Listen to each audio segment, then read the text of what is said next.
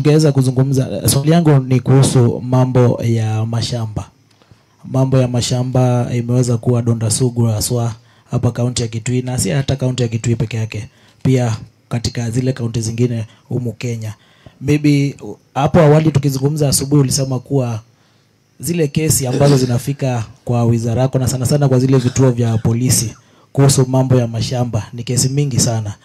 Pia zile kesi ambazo ziko katika mahakama zetu zinazohusu mambo ya mashamba pia ni kesi mingi. Swali yangu ni maybe kama wizara yako ya usalama, wizara ya ardhi, kuna ule is there agreement vile mnaweza fanya kazi kuona kuwa hizi kesi zimeweza kutatuliwa kwa haraka?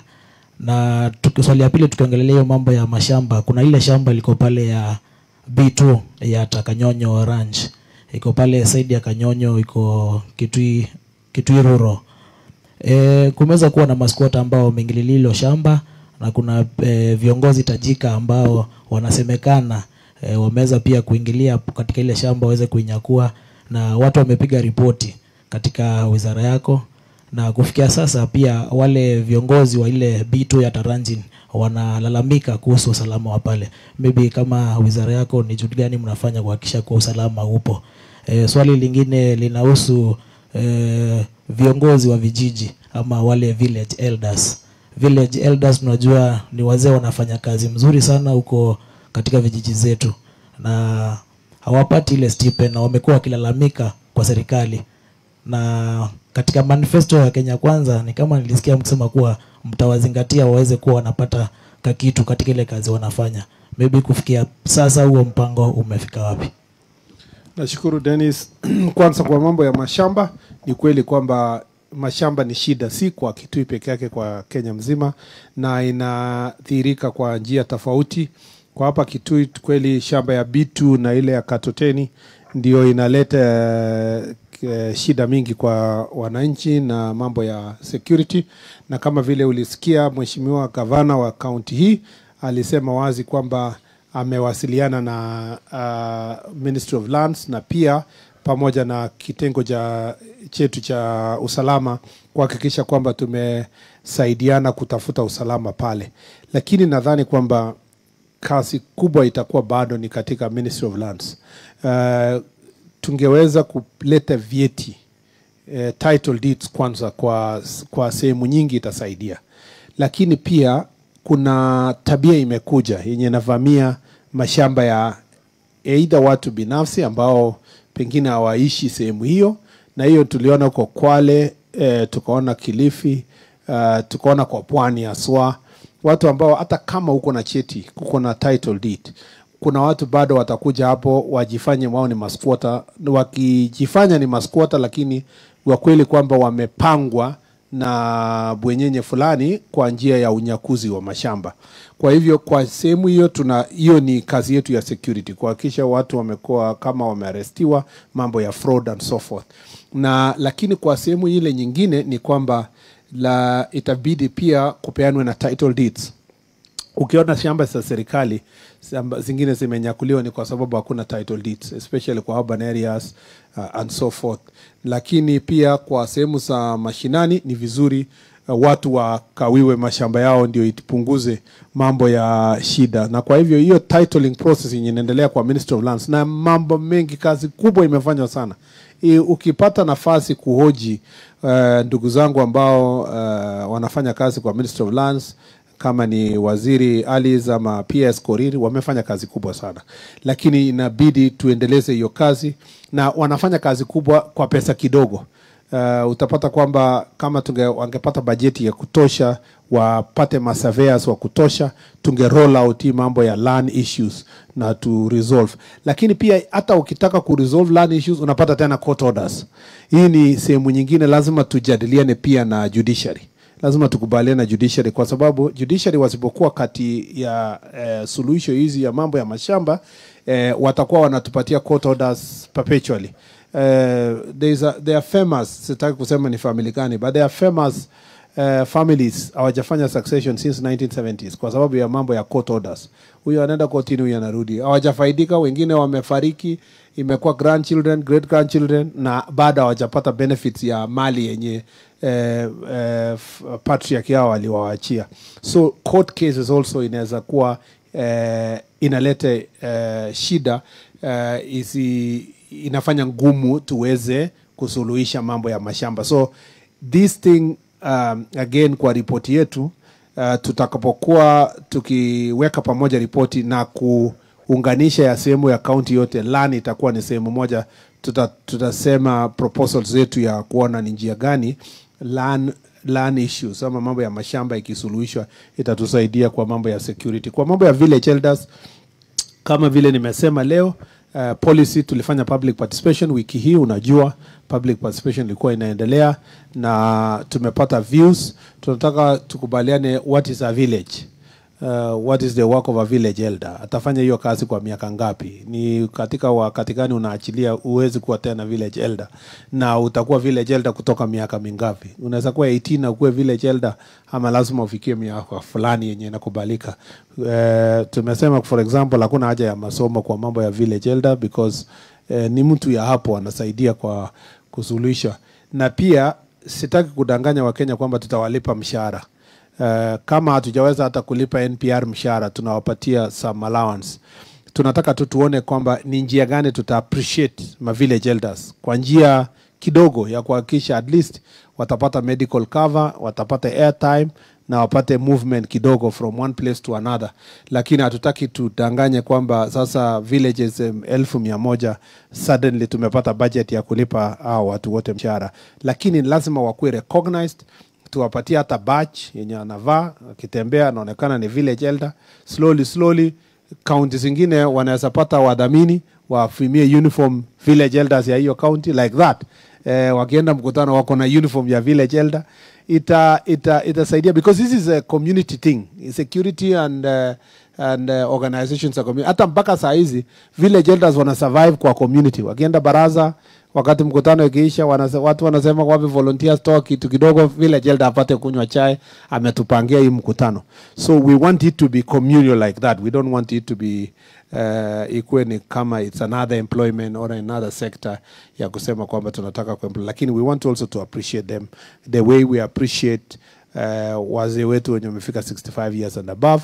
Lazima to appreciate also our village elders in some way.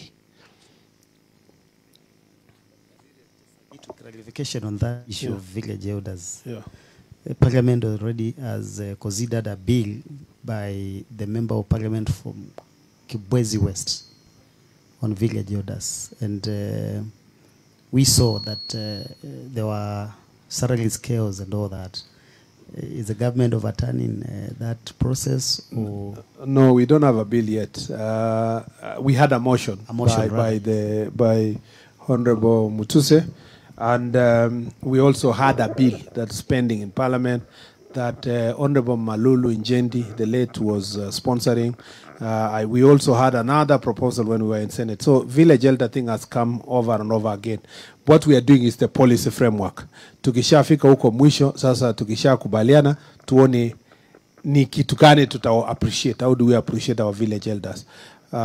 Kwa sababu ukisema tunataka kuandika kazi village elders 100,000, unajua employment iko na certain requirements na lazima ipitie public service na nini. Hiyo itakuwa sasa kazi nyingine ambayo pengine Wakenya wengi even will not agree, kusema kwamba tuachane na vijana ambao wanatafuta kazi alafu sasa to employ wazee as a full employment.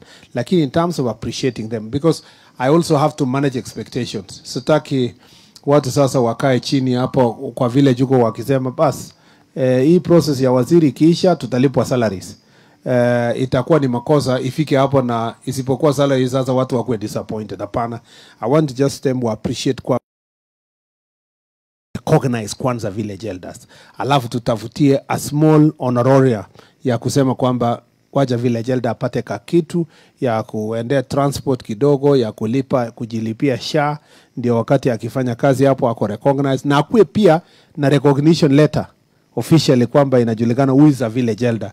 Kwa sehemu ya kiitwa mkutano anaitwa officially, na maybe wakiitwa mkutano ya tofauti kwa ministries tofauti watakuwa also facilitated kwa hiyo njia, and also they become active kwa sababu ni mtu anakaa village. Akienda safari moja, anaenda anaitwa na kuja county headquarters, amekuja mkutano fulani, akirudi yeye amepata opportunity ku learn something, analete tena kwa village.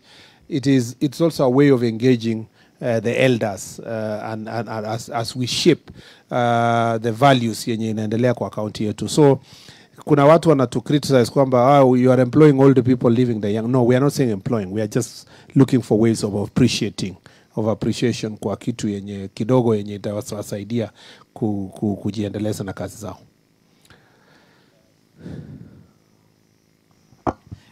Waziri, kama nilivyoweza kutangulia kusema, mimi naitwa Jackson Muli, nikifanya kazi na Radio Citizen na Mosi FM katika kaunti ya Kitui. Niko na maswali mawili kwako waziri. Swali la kwanza nazamia jambo ama kuhusu utovu wa usalama katika mpaka wa kaunti ya Kitui na Tana River.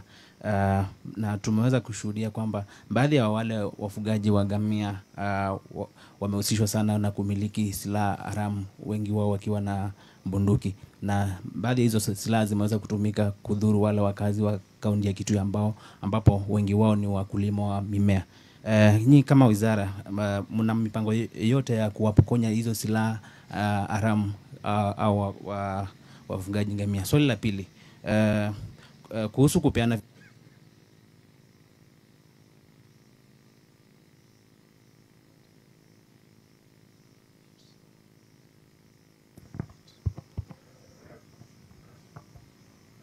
swali la pili ni kuhusu kupeana vitambulisho, ambalo ni swala ambalo limezua semi nyingi na siasa pia hapa nchini. Na swali langu ni kwamba ni jambo ambalo watu wengi hapa nchini wanaona ni kwamba linaweza tumika kupea vitambulisho wale watu ambao hawastahili kama watu kutoka nchi jirani.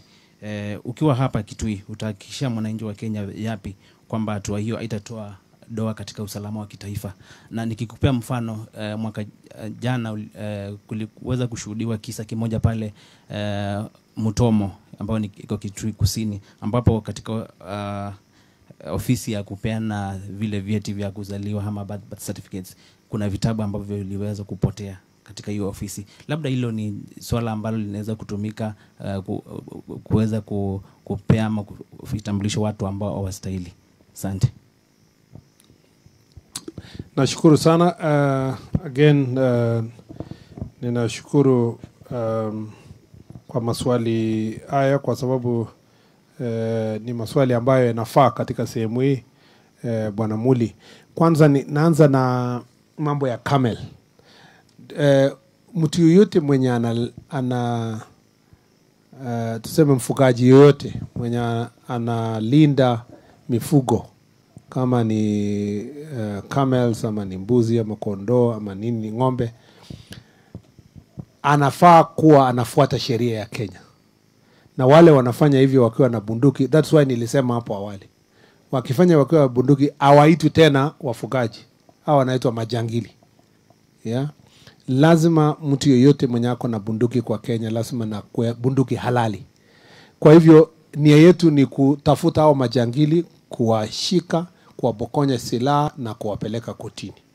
Hiyo ndio nia ya security sector kila wakati. Na ukipata kwamba hii shida imefikia kiwango kama vile tuliambiwa hapo awali kwamba imefika kiwango yenye ilizidi kwa miaka, kama vile Mwangange alisema imekuwa miaka 50, inamaanisha kuna shida fulani ambayo lazima tutatue. Na ukiona pia mimi nikisema ile ikue reserve, hiyo area iwekwe kando, ikue game reserve, alafu tuweke rangers, ni kwa sababu ni njia moja ya kuondoa, kuhakikisha hiyo sehemu ndani tusipate wakora wameishi. Kwa hivyo ningependa kusema kwa wazi kwamba mambo ya kuwa na silaha haramu, whether it is Kitui ama sehemu yote ya Kenya, ni nia ya serikali kuhakikisha kwamba silaha hiyo imeondolewa kwa mikono ya wananchi ama wakora wowote. Ya pili ni kusema mambo ya IDs.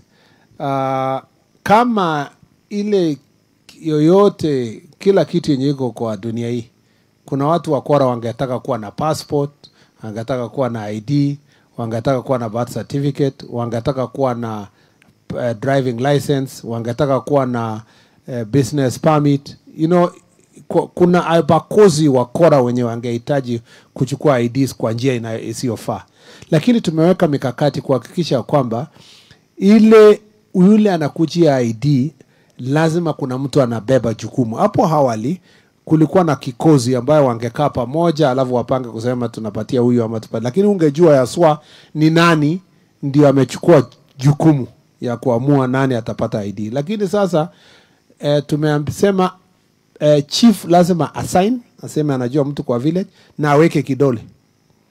Tukipata ripoti baadaye watu wa Kenya waseme huyu mtu si Mkenya lakini amepewa kitambulisho, itamaanisha kwamba tuko na mtu wa kumwendea, chifu ambaye aliweka kidole na akaweka sahihi, na sio sahihi peke yake, sahihi na kidole. Tutafuata huyo chifu, yeye ndiye atabeba hiyo mzigo.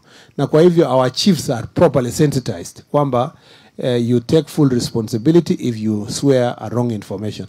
Na sio chief peke yake. Sasa hiyo process ya IDs ni watu wengi. Kuna chief, kuna ule registration officer, lazima pia akuwe satisfied kwamba the chief ameconfirm na hivyo na hivyo na hivyo. Na tukipata intelligence report, na pia tuko na security teams wetu, intelligence community wenye wana collect report, tukipata mahali ambapo kuna tashishi tunariangalia tena hizo makaratasi hapo, mbali na kupeleka yule ambaye anahusika kotini. Na haja niambie wananchi kwamba wale wako na waziwazi kwamba fake IDs inaweza peanwa ndio ibadilishe kura. By the time unasanya a fake ID mpaka ifike hata 1,000, wajana kusema 10,000, 1,000. By the time unasanya fake ID ifike 1,000, it's impossible. Yani hakuna vile itaepa inji ifike, na hakuna vile utabadilisha kura ya Kenya ati kura ya urais kwa kwenda kuregister watu 100,000. You know, hiyo ni you are just doing guesswork if you are trying, if that is your politics. Security of the country is bigger than that. Unaweza pata mkora moja hapa, mkora mwingine Mombasa, mwingine Kisumu, mwingine Busia, lakini by the time unajaza ati kwa sehemu moja hata watu 100 wameletwa kutoka nchi nyingine na kupewa IDs, it's not easy. Na unajua, na najua saa zingine hii propaganda inatokea especially sehemu za Northeastern. Kuna Wakenya wanafikiria Wakenya wachache wanafikiria ati the Kenyans wenye wako Kenya, wako Mandera, hata kama ati wanafurahia wale hata kama wanaongea lugha moja na watu kutoka Somalia, ati wanafurahia wakuja wachukue nafasi zao kwa Kenya. Hiyo ni ndoto bwana. Wakenya wako na nia pia ya kuprotect the interest. Yeah? Mtu mwingine asitoke sehemu ile akuja dilute hiyo interest kwa upande huu. It is driven by ignorance. Unajua hii mambo mengine driven na ignorance yenye mtu anasema kwa sababu ni kama kusema okay, Wamasai wa hapa Namanga na wale wako Arusha wamekubaliana, wameleta Wamasai kutoka Arusha wakuja upande. Wewe unafikiria ule kama hapa saa hii hatuwezi kukubaliana hapa na ni jamii moja kati ya tu wote na Kitui ama kutoka Machakos na Makueni. Unafikiria ni rahisi kuenda kukubaliana ati mtu atoke nchi nyingine akuja achukue nafasi ya Wakenya wengine kwa hapa? Si rahisi.